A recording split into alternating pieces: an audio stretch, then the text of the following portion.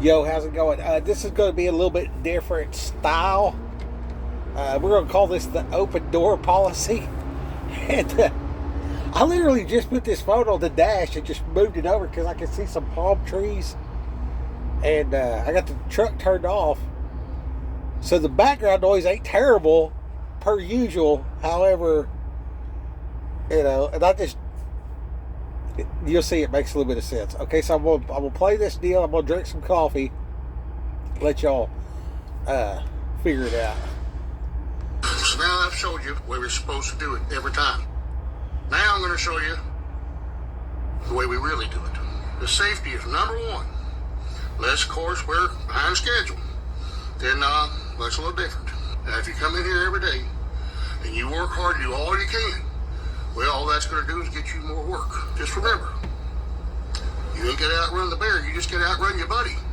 So as long as you do more work than Rob, which ain't hard to do, you'll be okay. If you think you got you a good idea, you want to share it with the boss, that's fine. Just make sure you do it with witnesses, or it'll wind up being his good idea. Last year we broke an all-time profit record. Made the company millions on millions, and we got a pizza party. Yep, we got a pizza party. Everybody had 2 slices. It was real nice. Be careful who you talk to around here. We have telephones and teleprompters, and we got a tell-Timmy. You tell Timmy, you might as well be using a megaphone and tell everybody at the plant. That's how that works. Be prepared for one of the engineers to come along and improve your job. Now, they won't talk to you about it. They won't want any input from you, even though you do that job every day. But they're going to improve it for you. They've improved my job to the point where it's miserable. So now I've showed you the way we're supposed to do it every time. Okay. Now I'm going to show you the way we really do it. Okay, so we're talking about culture here. Let me turn this camera around for just a second here. So this is the old boy talking. I don't know how good you can hear that or not. Unless, of course, we're behind schedule. Then. Okay, it looks like Frank Lead Band. Why don't you guys go over to Frank Lead Band 19? Let's see what it says. Frankie's Family Homestead 19. Going over there. Shout out to Frankie. I love the humor. Okay, so we're talking culture today. I see this. I sent it to a good man. I said, hey man, this would make an excellent PowerPoint presentation. So let's have us a PowerPoint presentation here. The safety. So no, that's a little different. Now, if you come, we're gonna now start I've this out. showed you the way we're supposed to do it every time. Now I'm going to show you the way we really do it. Okay, so the premise is he's training the new hire, and the boss ain't around. Now this is the guy that's actually doing the job, teaching the new guy how to actually do the job. Okay, so is there room in your organization where you have growth? If so, what are you doing for the orientation stuff? Perhaps show this video. I'm not even joking at all. To your management and talk about your culture. So what this dude's what's he saying? So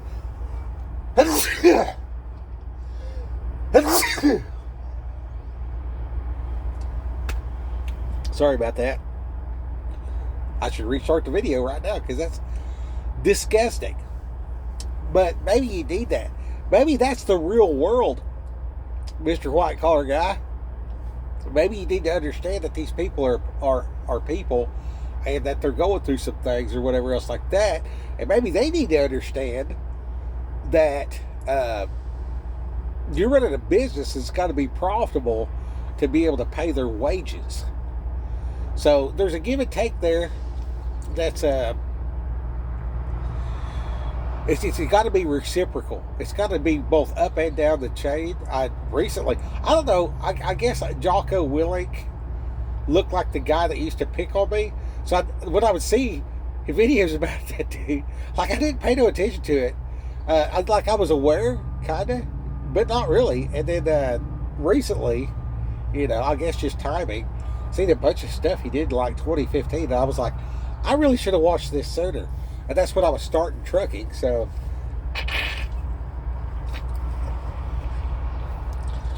yeah. Anyway, and then you got situational awareness. Like, look at this guy. There's no way I could pull up and get out of here because these guys decided to just park right in the way instead of parking in all these parking spots right here.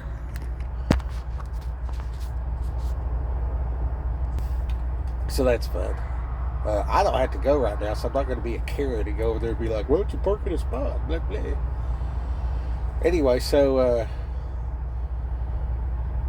the guy that's training the new guy is your guy saying, okay, hey man, now that nobody's looking, let me tell you what's really going on. Okay, what I learned training people how to drive and also training people to shingle a house. Well, with the driving, you got to have communication. You got to teach these guys how to back into a parking spot.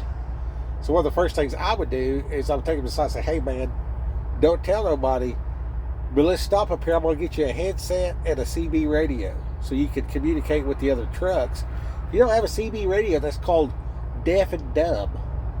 Like, you want to know that there's been a wreck and the road is shut down because of ice so that you can slow down before you get there instead of finding out and killing people on the highway. Just little things like that. And then if I got a headset on and they do too, I can call the guy and be like, turn the steering wheel 2 turns left and back up 20 more feet or whatever to assist training them how to back the vehicle in. So that's pretty cool. But by taking this guy off to the side and say, hey, look, man, don't tell nobody. Just stop up here and get you a radio and stuff. That way, when you got your own truck, you'll be ready to go. Okay, in that moment, dude, I have set the culture. Like, hey, me and you, buddies, it's me and you against the world out here, and we're gonna make the boss wealthy so that rich rubs off on me. You know what I mean? Like, I ain't smart enough to run this thing, but I'm going to figure out how to drive this truck and do my part. And as he becomes wealthy, I will make myself essential, which means I will keep my job when everybody else loses my job. And just on, making it make sense to this guy to become a high achiever. See what I'm saying? So I want to build that high achiever into his psyche, whatever. And then when he messes up, and I'm going to say, when he comes to me hat in hand, I'm going to say something along the lines of, well, what do you think he should do different? If it was different, First of all, is he coming to me hat in hand, or is he coming to me with a bunch of excuses? You know what I'm saying? And then I can bring up the difference in the moment. Like, get totally off topic or off subject of what literally happened, but increase in the knowledge of what's actually happening. And that's something that, as I train the new guy to accept reality, okay, that's a big deal. That's a great big deal. And that, again, has to go up the food chain more and down the food chain more to get more out of the food chain. You know what I mean? So that's culture. You know what I mean? So let's continue with our guide, our PowerPoint guide. Let's put him on camera. You guys are tired of looking at my face, I'm sure. I hope you can hear this.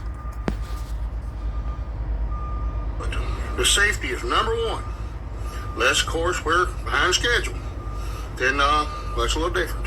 Now, if you come in here every day. Okay, safety. Hear this guy beeping over here, backing up. All right.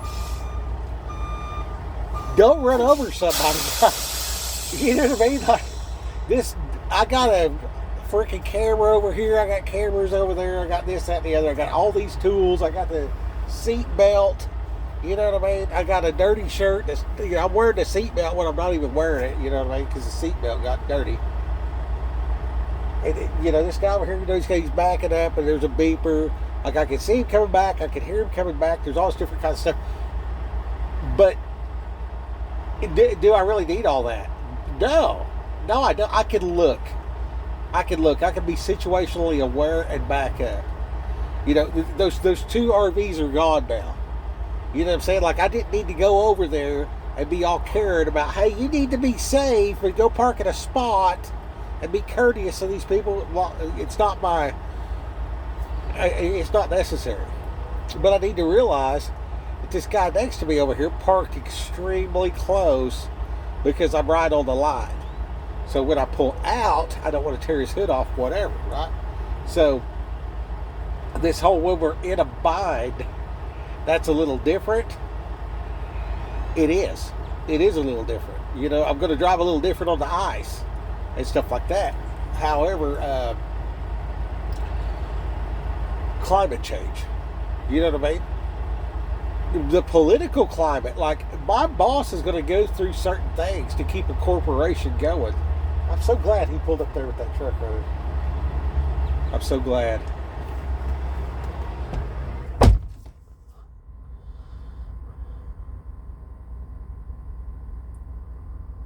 So just as quickly as that guy backed in and changed the ability to hear this video, just as quickly that the policies of the administration of the government can change and affect my ability to do commerce.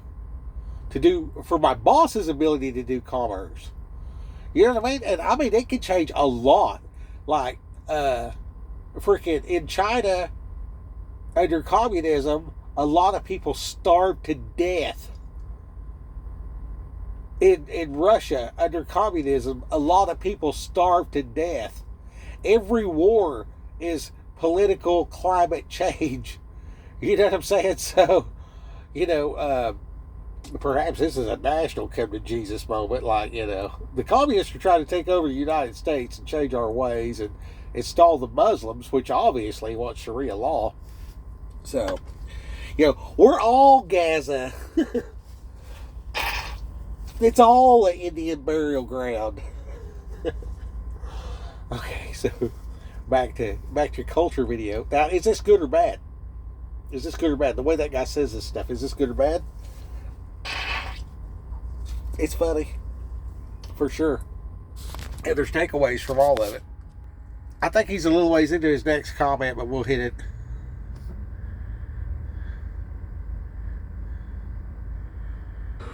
And you work hard, do all you can. Well, all that's going to do is get you more work. Just remember, you ain't going to outrun the bear, you just got to outrun your buddy. So as long as you do more work than Rob. When you fast, you do it. The safety is number one. Less, of course, we're behind schedule. Then that's a little different. Now, if you come in here every day and you work hard, do all you can, well, all that's going to do is get you more work. Just remember, you ain't going to outrun the bear, you just get out. You don't want that guy saying that to the people that's working. You don't want to work somewhere that people are saying and doing that. Everybody, everywhere I've worked there's people like this on the job. How do you get rid of this? How do you get rid of this? You have to install purpose.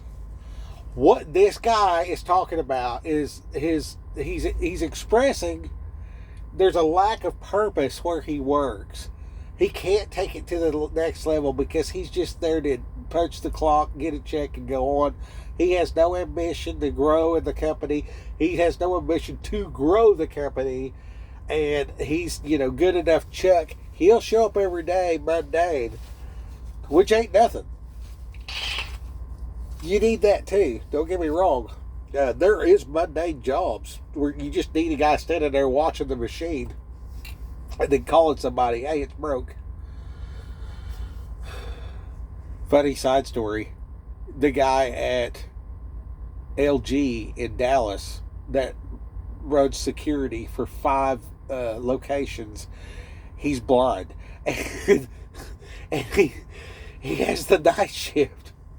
And his job is to monitor stuff, and when certain sounds goes off, he calls the appropriate people to deal with the situation, and he makes a killing. I mean, for real, the dude's a high six figures kind of guy, and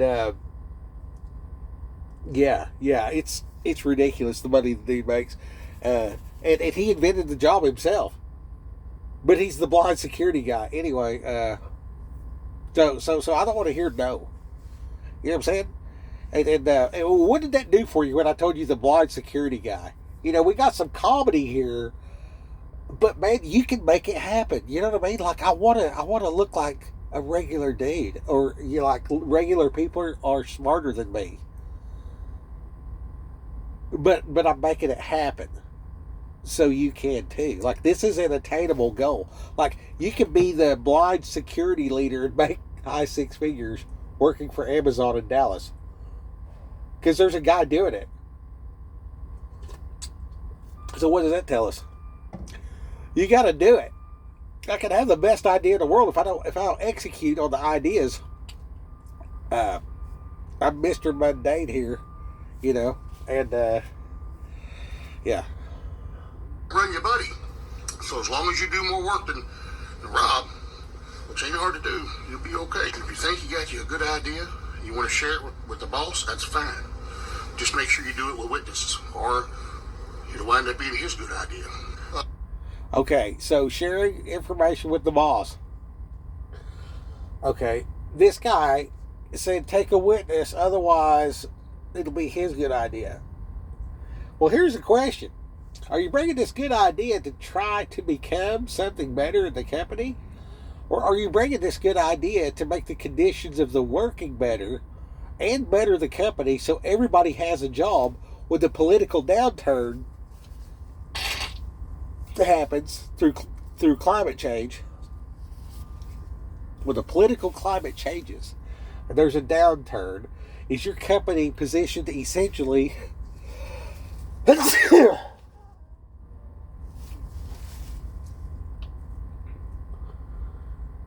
I think they put dust in the napkins on purpose to make you sneeze more.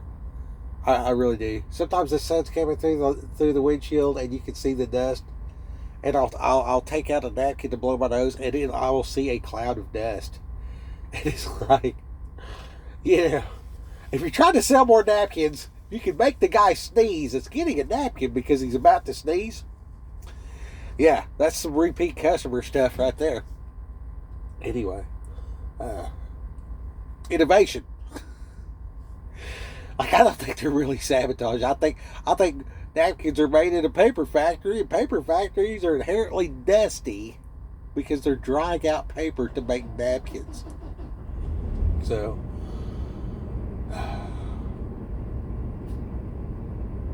when I go somewhere, well, I personally heard a story about the guy that won the World War because he broke the code, and then he brought that to his boss. His boss and another guy, they took the idea, ran with it, sent this dude up to Alaska, and he like froze up there for like 12 years, finished out his service, whatever like that. And I think he actually like met this Eskimo woman, and like his life was good after that, and cold but good.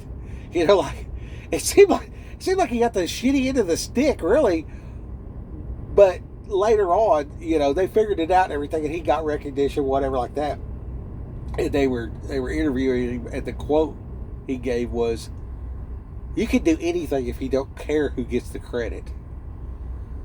Okay, and man, that stuck with me. You know what I mean? Because like, when you get in here, you just root, hog, and growl and compete, and just snarl, and you know, you get your ideas and you hold on to them with all you got. You're just like, you're just like real, protective, competitive, aggressive, filing patents and all kinds, like, I guess. But like, if there's a patent situation, you're opening yourself up to lawsuits one way or another. Heard Elon Musk say a lot of his stuff he does not patent because he doesn't want to be distracted by the lawsuits. He's got better things to do. So he just throws it out there, you know what I mean? And then like, you'll see these political things where if they don't name the whistleblower or whatever else like that, there's a type of protection. And then there's this other stuff where there's like, here's this information nobody's aware of, and they just blurt it and just all over the internet.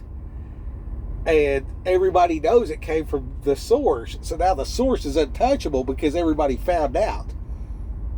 Type of deal. I'm not sure exactly how that works out. Or how effective that is. It definitely happens. We see it. We've seen it. Okay, so what I'm saying is when you're bringing your ideas to the boss, I seen another thing I want to bring up. Okay, complaining. If you're going to complain about something, this is a biblical deal. You hear somebody say, well, why didn't God do something about, X, Y, Z? Well, he did. He put you here, and you know it's your assignment because you're the one that noticed. So fix it. This is a very basic thing. I'm going to say it again because it's got the fingerprint of God. The fingerprint of God is its profound impact, but incredibly simple. So easy a caveman could do it. That's the fingerprint of God. One of many. But if you bring these things to the boss, why? You know what I mean? Like, you see it. So it's your assignment. Do something about it. Okay, now complaining about it is doing something. But it doesn't affect change very much. We'll see this guy on this video here. He makes some solid complaints. However, what's he doing about it? He's making a joke. So he's helping culture deal with the bullshittery of the job. Which, you're going to have that. And some stuff just not going to change. And,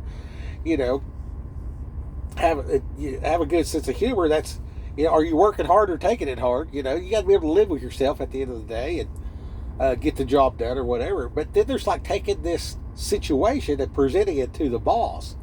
And if I go to the boss and I'm like complaining, and the next day, here's a problem. The next day, here's a problem. The next day, here's a problem. Well, congratulations. Now when the boss sees you, you're a problem. You just added a problem. Like, he may or may not know about these problems, but now he knows that when he sees you, that you are a problem.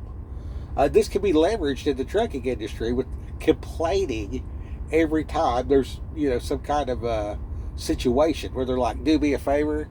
Do me a favor means that you're going to lose a day's wages and sit in the parking lot somewhere. So, if you scream, cuss, and holler and hang up the phone, you're still essential. So like when you're training a new guy, you got this guy over here, and he's like, okay, there's 5 drivers. Dispatch has got to call somebody to go do this dummy mission. Okay, so it's a dummy mission because it's got to get done, but it don't pay nothing. So it's kind of like a favor. So you got one guy over here, you say, hey, favors cost $300. Like, I'm a team player, I'm ready to get this done, whatever else like that. Every time I've done a favor, in the last 8 years of driving this truck, I've ended up wasting a day of my life and not getting paid. So my standard rate for, hey, can you do me a favor, is officially $300. And I can establish that up front. I'm not a jerk because you're not asking me for a favor. But then when you're in a bind, there's 5 people. So I'm over here like this. Then you got this guy. Every time you call him, he begins to act erratic and scream and cuss. And then you got these 2 guys, and they're like, they're kind of, laid back or whatever, you know what I mean? And they just, average. Then you got this guy over here that's in the area, and he tears shit up constantly. He's not good at his job. He may or may not be agreeable or friendly. He might be the nicest guy in the world, but, you're sending this guy over here to this, say there's been a wreck, and the truck's at the shop, but the trailer's somewhere else, and somebody's got to go pick his trailer up, and it's in a precarious spot to get it out of the location. So you can't send Doofus over there because he's going to tear it up and make the whole situation worse. The other guy Like, he ain't doing shit unless you pay him $300 because he's been there and done that. He knows it's a dummy mission. And then you got this other guy. He's, the Agent Orange is raring up with this dude, so we ain't calling him. Now, here's these other two dudes that are just kind of agreeable, and they're kind of new.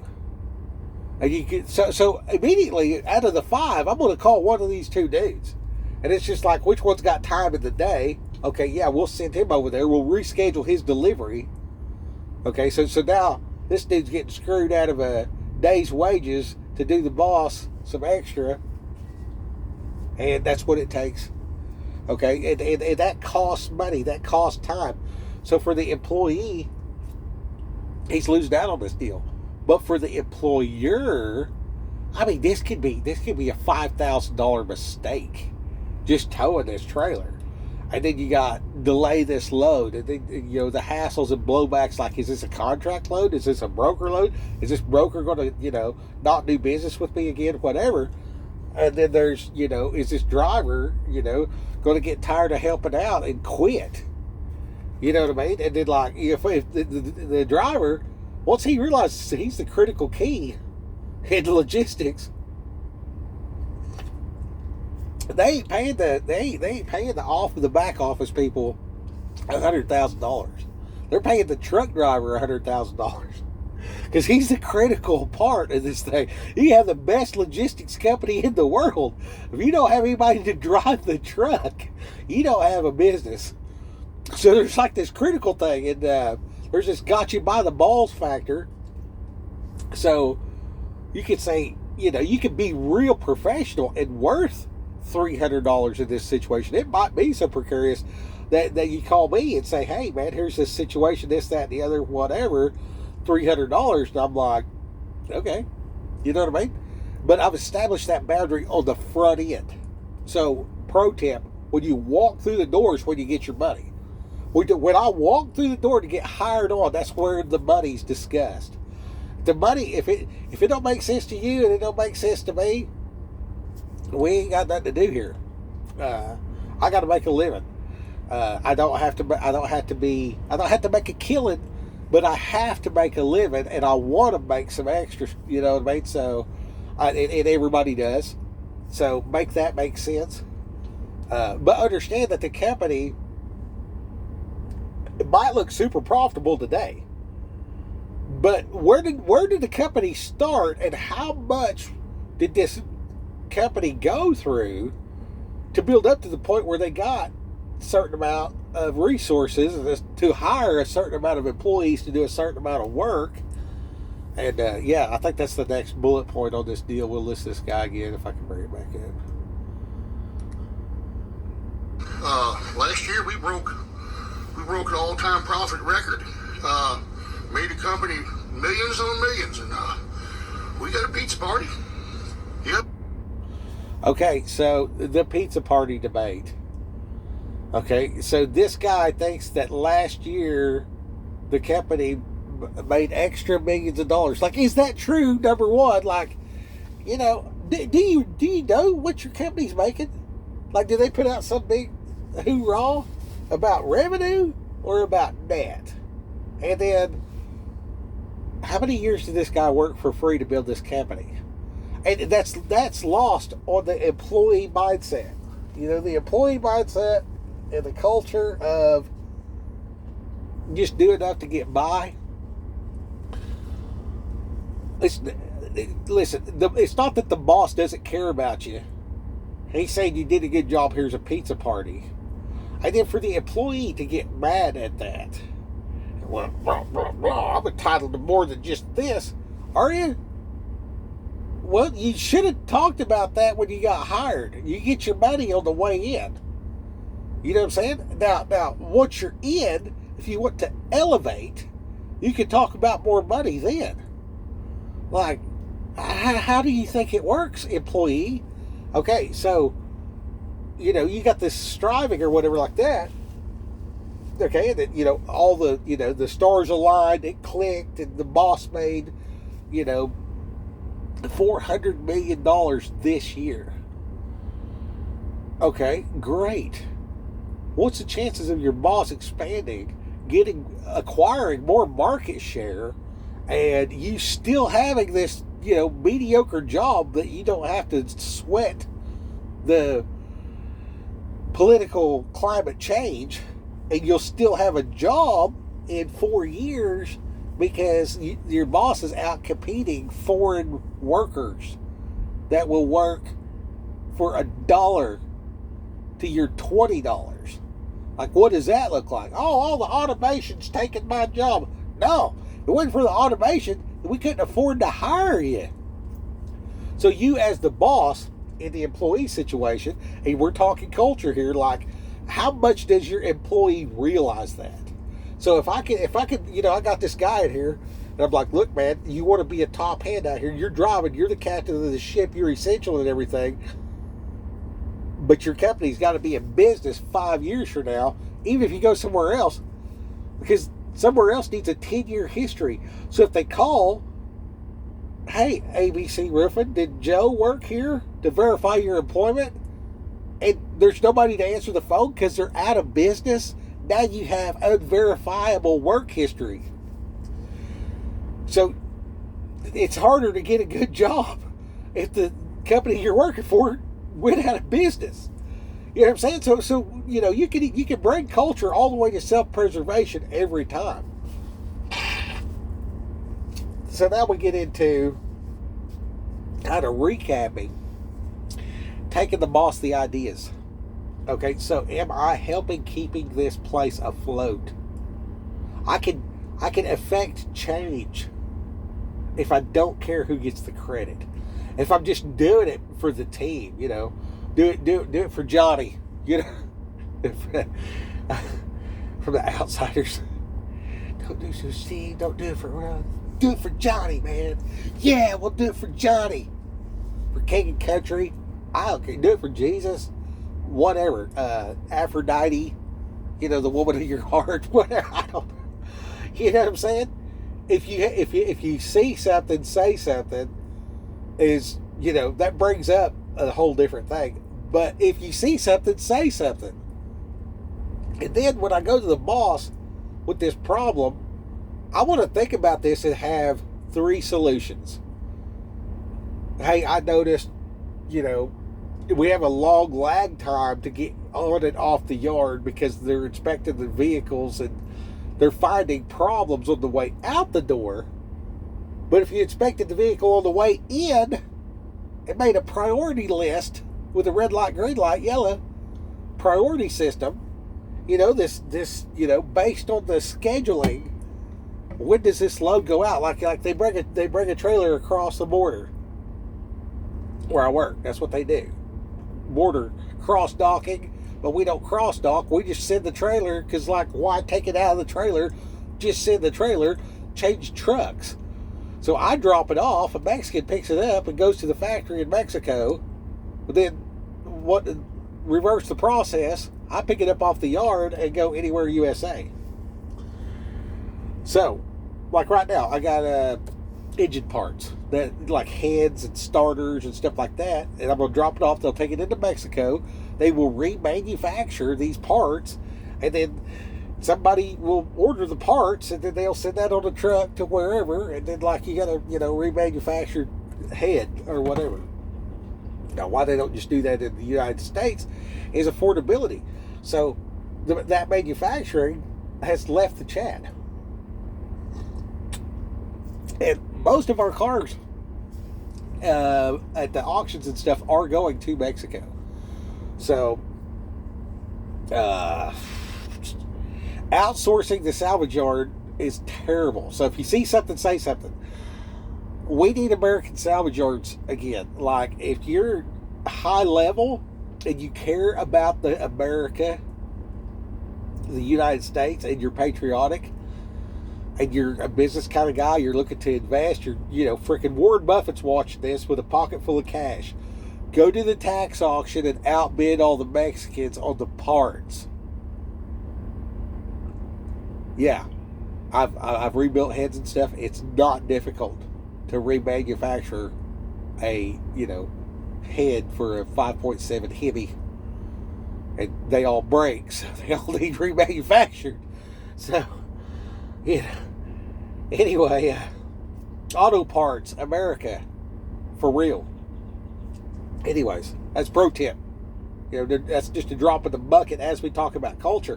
And that's exactly what I'm talking about. I want to make America wealthy so I have stability for my grandkids. You know what I'm saying? Like, we got to stick together, man, or whatever.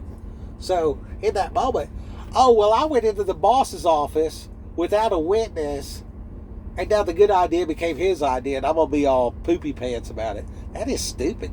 That is stupid. You know what I'm saying? Like, don't be all poopy pants about it. Like, do that little good thing, and you will sleep better at night. So, like, what did you get out of this deal? Man, I got to help the company. And then I got a pizza party. So I could complain, or I could celebrate the win. You know what I'm saying? And I don't want to be a loser. I want to be a winner, because it's more fun. It don't make no sense to work your whole life and be a loser. Let's see what else this guy's going to say. Hey, I mean, we're talking culture here. Like, have you had the? Do you want to be a loser? Communication during the orientation. Because I used to do that when I was running crews and stuff. Like, I would pick up people off the side of the road and roof a house with them. And one of the things I always said, hey, look, man, you know, the Bible says do all your work as if you're doing it for Jesus himself. So as far as I'm concerned, you're Jesus. And we're going over here to work on Jesus's house. So when we get there, act appropriate. Like, the homeowner is Jesus. All your co-workers are Jesus. I'm your co-worker. I see you as Jesus, and I treat you in a appropriate manner. Not like worshiping, but like with respect and honor and dignity and everything. And because I did that for so many years, what happened was, when I pray, I chop it up with Jesus. Like, I tell fart jokes to Jesus sometimes. Like, I'm driving and I'm bored, and like, I'll think of some joke or whatever else like that, and I will be talking to God about this, that, or the other, and I will remember something funny, because I'm like, oh, this is so serious, whatever, hard, difficult situation or whatever, and it's like calf farts or whatever, you know what I mean? And it helps me deal with the stuff, and it helps me relate to God better in prayer, inviting God into my interactions, which gives me further inspiration to greatness, to further his mission of, you know, goodwill and peace on earth. So, if I don't care who gets the credit for this deal, and I'm pushing the ball down the court, and I'm moving towards the goal, it's you think it's beneficial, right? But it's like a well-cut diamond that you're holding up. And my wife showed me that if you take them little rings and stuff and you wiggle them a little bit, you can see all the different cuts. So yeah, you're just holding a shiny rock, to me, but then in the master's hand. And my wife can look at this stuff and show me attributes about it and stuff, and then see how the light shines through the rock. And it's just a rock, but it's got so many different sides, and it's been polished that it can give off all these different attributes. And then I can be looking through it with the light behind me. I can have the light in front of me or sideways and watch the shadows. And I mean, it just goes on and on and on. That's what good is. That's what good ideas are. That's what good communication is. And that's what good culture does for your business. And that goes up the ladder and down the ladder. So if I can be a go-between during some kind of orientation type of deal, especially, I'd be like, hey man, this is what we do here. Like, you want to be here because you're going to take this stuff with you the rest of your life. Like we're going to give you a check, but then we're going to like rebuke dumb shit and encourage good behavior. And if you stick around a while, you know, you'll make us wealthy, and rich will rub off on you. you're not going to be poor, wretched, miserable, and blind. You're going to be refined through the fire, and yeah, it's glorious. You know what I mean? And you'll find out that the more glory you get, the more glory you give, the more glory you get, the more glory you give, the more glory you get, the more glory you give, and then you get more glory. So you have more glory to give. Before you know it, everybody's Jesus.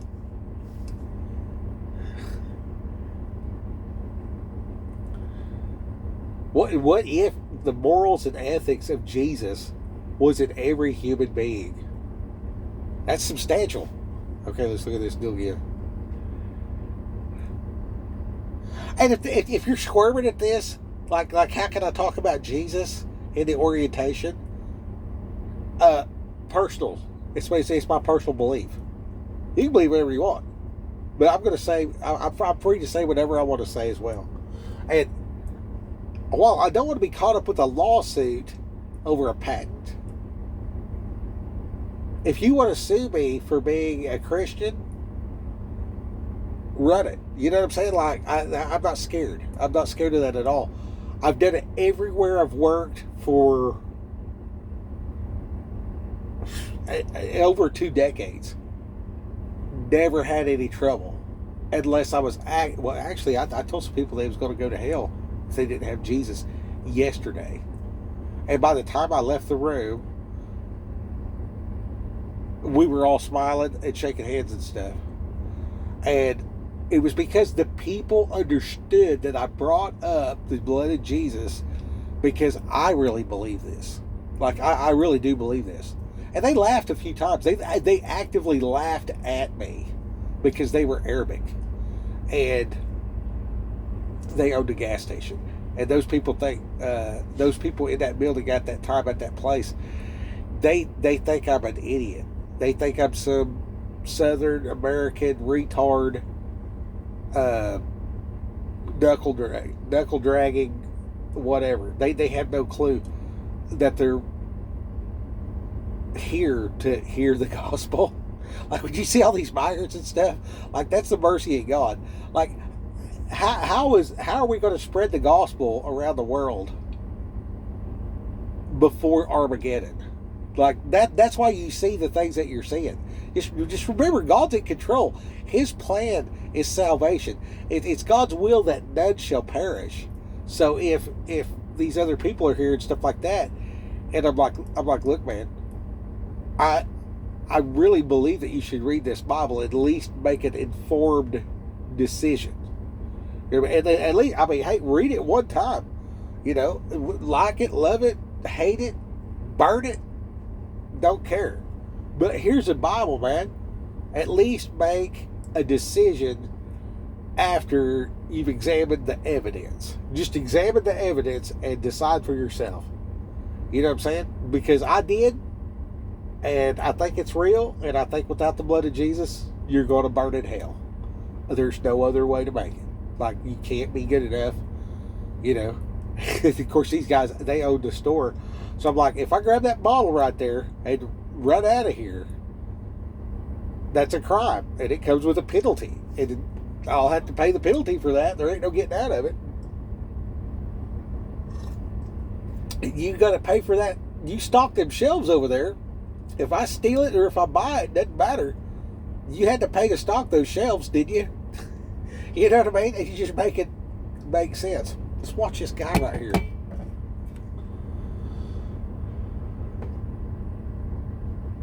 This is building culture.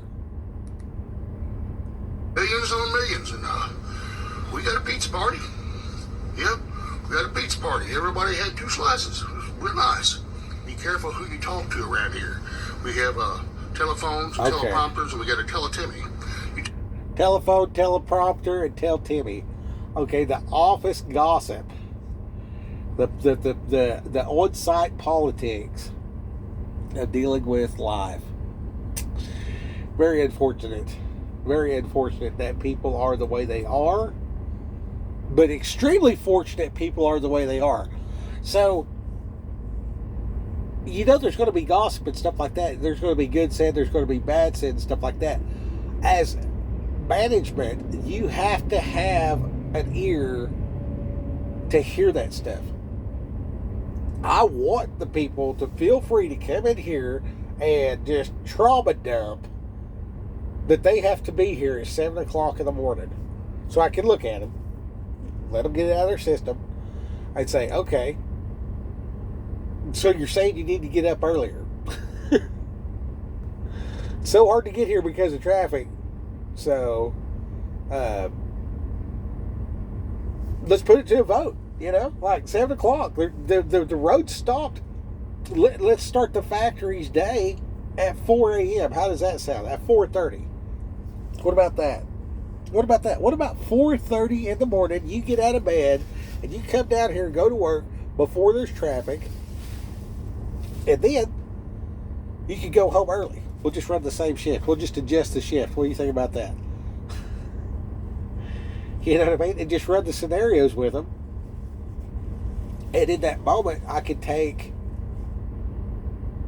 Timmy, that's going to tell everybody that comes in here to complain and stuff like that, and I could walk through the solution system and try to figure this out type of deal. But I'm also going to hear what's going right. I'm going to hear what's going bad and stuff like that. And where I work at, as soon as I tell the mechanic the coolant is low, he wants to explain to me how he can't open the lid because it's hot.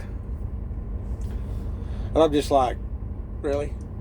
So I open the side box, I get a dirty shirt, I throw it over the lid, and I open it. And I'm saying, hey, hand me that bottle of coolant right there so I can pour it in here. I ain't got time to mess around, bud. And I'm kind of a dick about it because I'm not the mechanic, I'm the driver. And this dude, he's like, well, you do this, then you take these bolts out, then you hold it up there. I'm like, bro, I'm not taking bolts out of this thing to add a little bit of coolant. And it's just, yeah. Anyway, so then I talked to Tim about solution and stuff like that. But I let them see that I was actually aggravated. And I talked to them, I said, you know, every time I'm down here, I'm like, we can change this business where I work at and dominate all freight moving across the border. I mean, we could increase market share to half of all the freight that comes out of Mexico. If the people I worked with changed their head to innovate, fix, adapt, overcome, versus explain to me why we can't put coolant in the truck.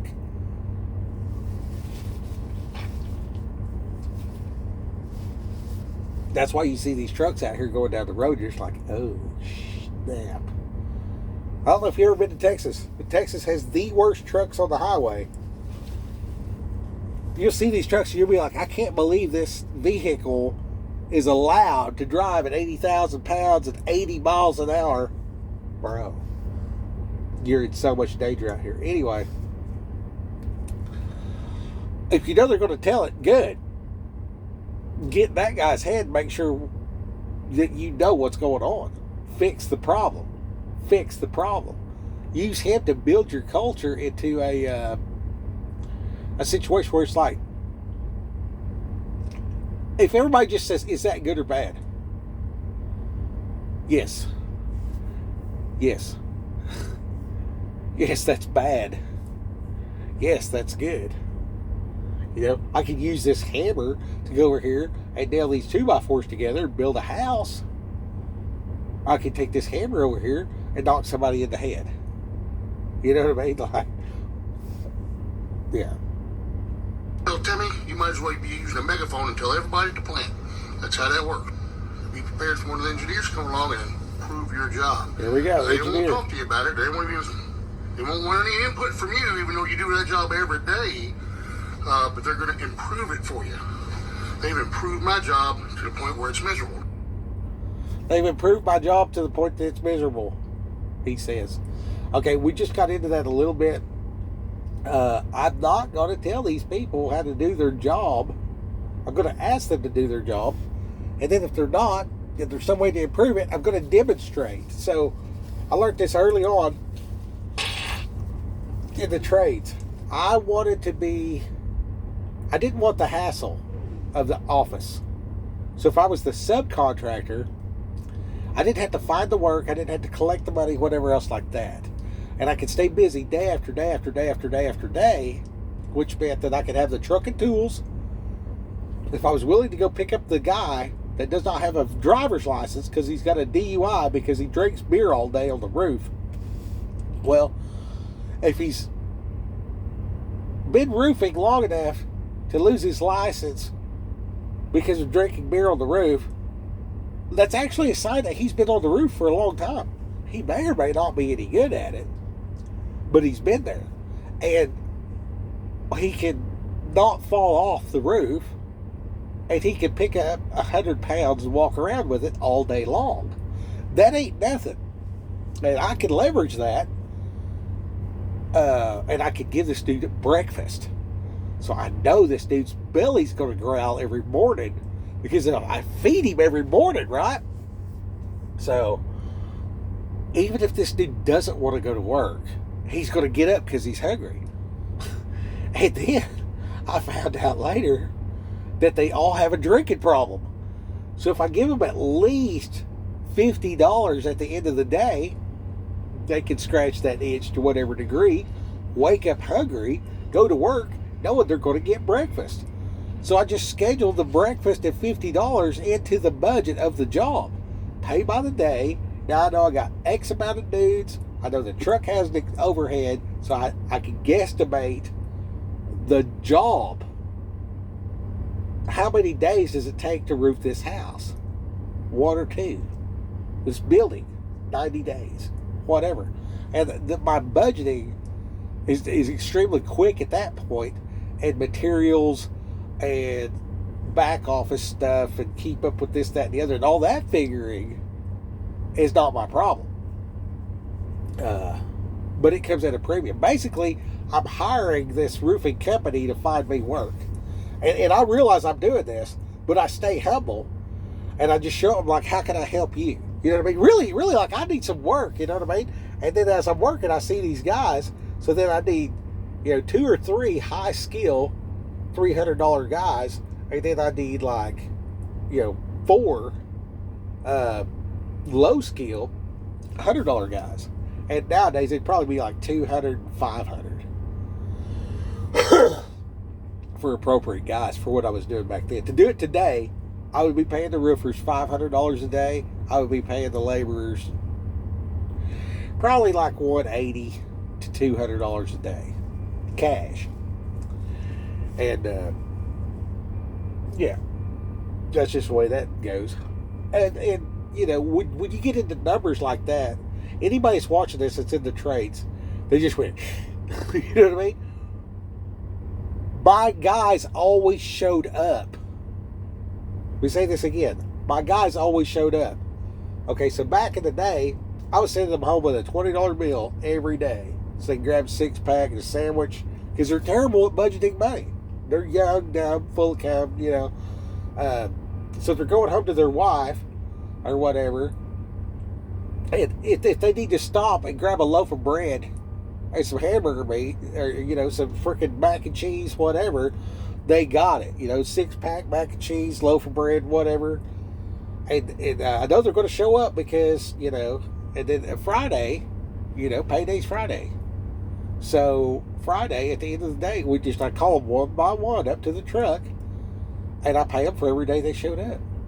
You know what I mean? So back then, at $100 a day for labor, at $300, like today, I would probably go, $180 at $500, but everybody would get $50 at the end of the day. All the laborers, you know what I mean? They would get $50, and if the roofers needed it, they would get $52. And of course, it comes out of the money.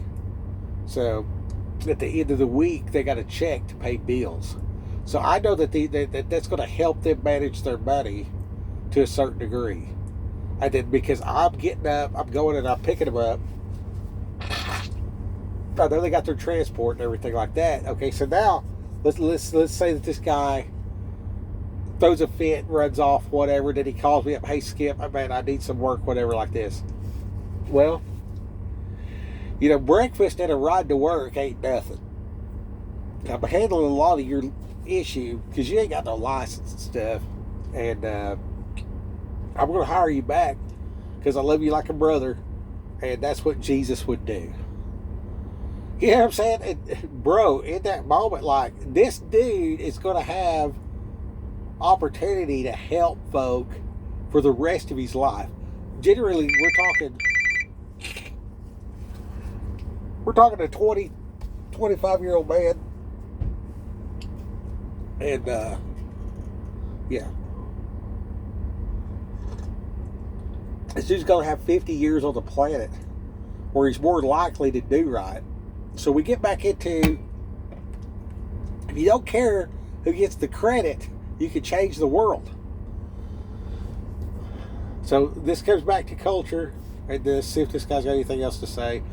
I'm probably going to have to move because this guy that's parked way too close to me, he's obviously stirring around, waking up for the day. Let's see what else this guy's going to say. Even though you do that job every day, but they're going to improve it for you. They've improved my job to the point where it's miserable.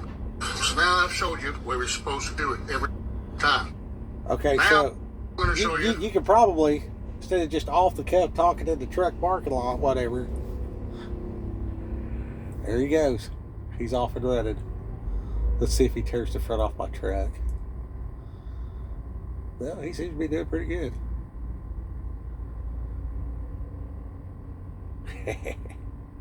Hey, I look like a stick of broccoli. Anyway, yeah, that broccoli, like they got their hair, it comes out. It's like a broccoli sprout. He seems like a real good dude. Oh, he's going to pick up that hitchhiker over there. He is a good dude. Like a feller trying to make it back down to the border. You go give him a ride.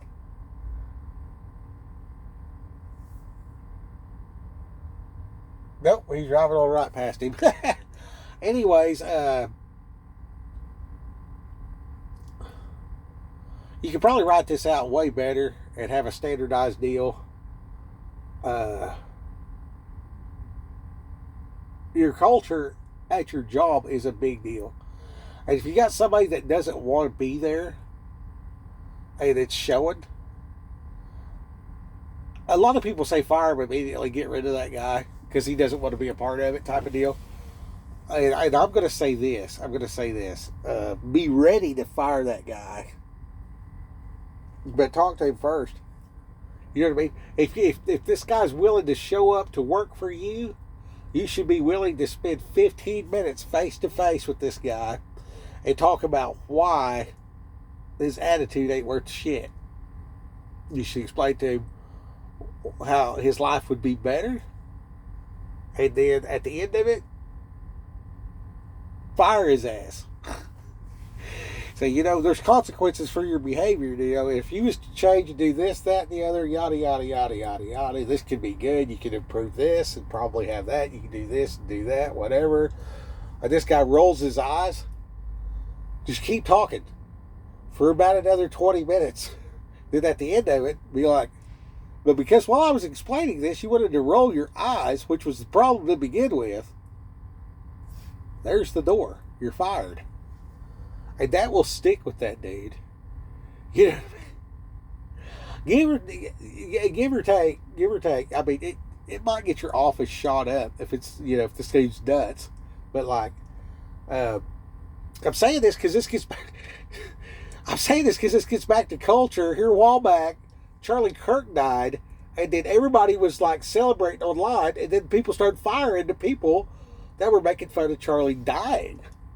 And I'm like, who hired this guy to begin with? You know what I'm saying? Like, who did you hire somebody that celebrated Charlie Kirk's death? If so, you need to reevaluate your hiring structure, bro. Like, how did these people have a job to begin with? You know what I mean? I've said this many times. When I see the unemployment rates in the United States versus the public I see out here on the highway,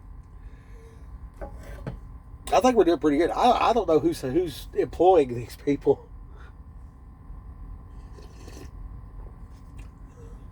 And, don't judge a book by its cover type of deal, so that's a thing. But for real, if you fired somebody because the way they reacted and acted about the Charlie Clerk deal,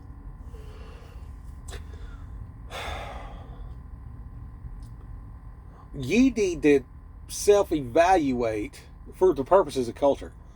You need to take a time with your team, your onboarding team, whatever your organization look like, whatever it takes to bring these people on board. You need to sit down with them, and I mean, for real, have an open conversation for at least an hour and be like, you remember we fired Sally because she displayed she was demonically possessed, celebrating the death of an innocent man in front of his wife and kids, or whatever. How could we have seen this coming? Did you notice anything about this person we had to fire? Sally. We fired Sally because she was, a demon-possessed, psychotic individual from the way she was acting on TikTok.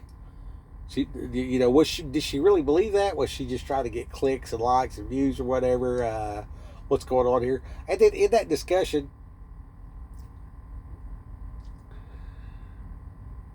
establish your red flag policies. You know what I mean? And like what is a red flag on this deal? And, and all this other kind of stuff. And then, how much does it matter? Okay, I told the security guard where I work, because I was chopping up with him all the time. I can give him Bible and stuff, and we talk. And I said, man, I think I can go in here and shit on their desk. Just hop up and shit right on the desk and keep my job. He said, you think so? I said, yeah. I said, they don't have to. They only got to put up with me for about 5 to 10 minutes every 3 days if they keep me moving.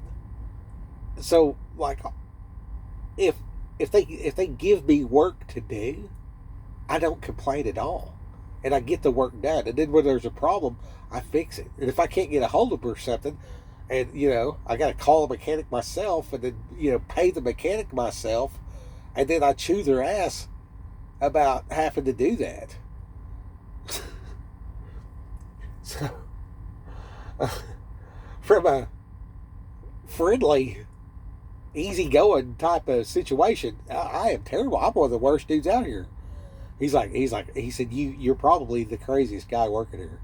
I said, yeah, but it's crazy like a fox. I said, how many of these other people out here do you think can go in there and take a shit on the desk and not get fired? And he's like, everybody's getting fired. And then I said, do you really think if I went in there and took a shit on the desk that they would fire me? And I said, really think about it. If I went in there and I just, and I got real graphic. I'll spare you the details. And I just look him right in the eye and growl. And just drop a deuce. Stand up and walk out. Are they going to fire me? And he was like, probably not. He said probably not. He said probably no. No, not when you put it like that. No, they're just going to get the fuck out of your way. I said, they won't want me to come back. I said, they might not fire me right then and there, but they won't want me around. They'll do stuff that it takes to get rid of me in other ways. But they'll want to keep me there long enough for the police to show up. I said, now what's the chances of me going in there shitting on the desk? He says, not at all. I said, but in this exercise, in your head, have you ever thought of shitting on the desk? He's like, no, that's never crossed my mind. I said, but we just walked through this whole scenario about shitting on the desk and how that would turn out for everybody, other people versus someone crazy that actually is highly productive and all this other stuff. I said, you know what you have now? He said, what's that? And he's expecting a joke or something. And I said, you have critical thinking. You have a way to think out a line and apply it to your appropriate situation. And I told him, I said, the more you do that with your basics, none of these people that run these mega corporations are freaking, super scientist guy. You know what I mean? They're just connecting dots. That's what they're doing.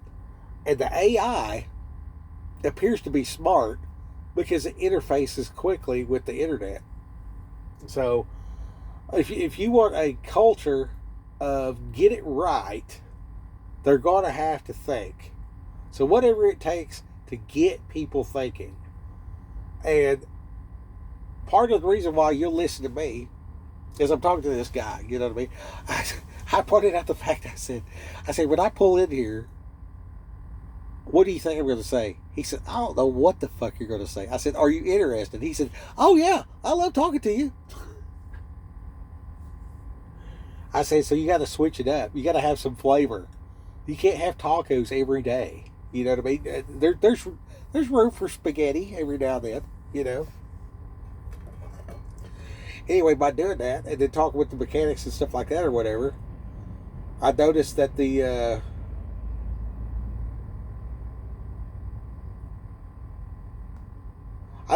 a way to have impact.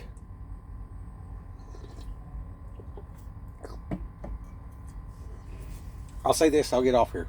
The farmer does not plant corn and go out there and get mad that he's not harvesting corn 2 weeks later.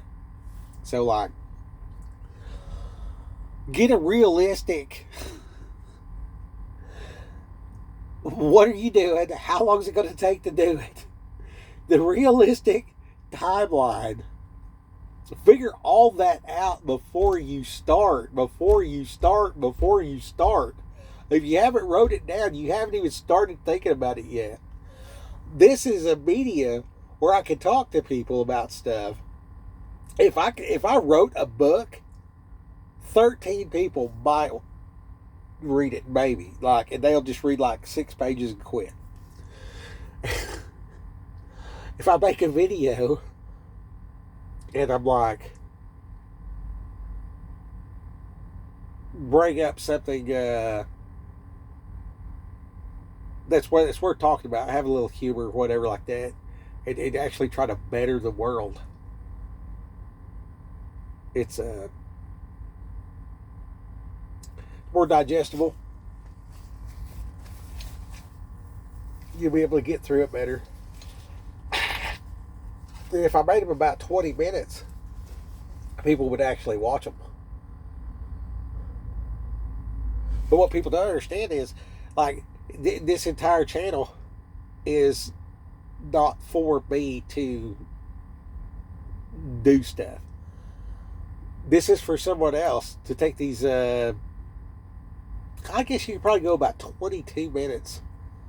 Every video I make's probably got 7 topics. You can take your subject matter expert self and expound and put these things into your words and give them to the masses. Bible says God gives to me freely, so I give freely. I honestly believe I can change the world if I don't care who gets the credit for it. I honestly believe that. And because it's true. It's real easy to believe the truth. You know what I'm saying? And we're going to run through this deal again. This is culture. And I'm going to post this. I might redo this video to where it's, more palatable in a short form. When you fast, you shut down the noise of your flesh. The safety is number one.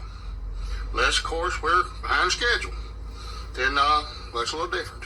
Now, if you come in here every day and you work hard, do all you can, well, all that's going to do is get you more work. Just remember, you ain't got to outrun the bear. You just got to outrun your buddy. So as long as you do more work than Rob, which ain't hard to do. You'll be okay. If you think you got you a good idea, you want to share it with the boss, that's fine. Just make sure you do it with witnesses, or it'll wind up being his good idea. Last year we broke an all-time profit record. Made the company millions on millions, and we got a pizza party. Yep, we got a pizza party. Everybody had 2 slices. It was real nice. Be careful who you talk to around here. We have telephones and teleprompters, and we got a tell Timmy. You tell Timmy, you might as well be using a megaphone and tell everybody at the plant. That's how that works. Be prepared for one of the engineers to come along and improve your job.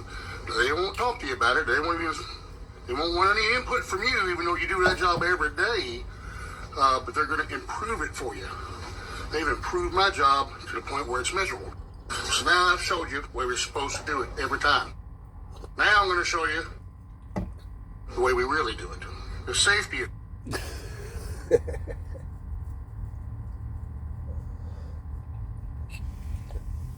I would give that guy the CB radio and the headset. Be like, don't tell nobody. It cost me $200. I knew that man was going to use that radio and be safe for the rest of his career out here, and he might not run over your kids. Did that cost me money? Sure. Was it easier? You know, you see these guys out here trying to back up with their life.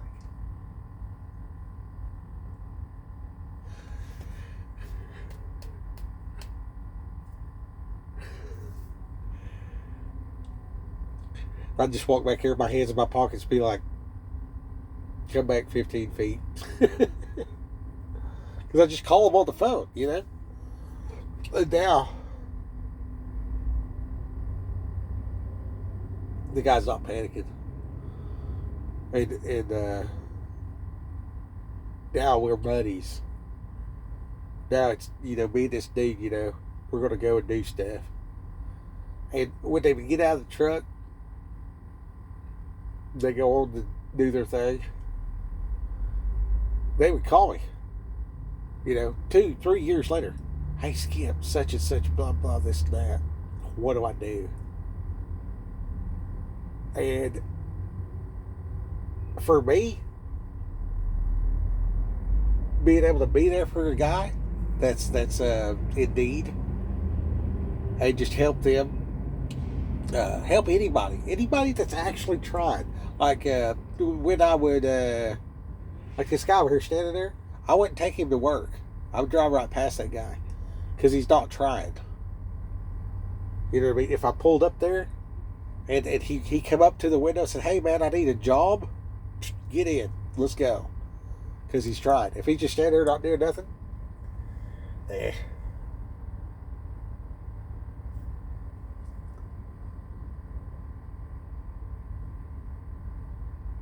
helping out's a good thing. Rock Hill, go get him.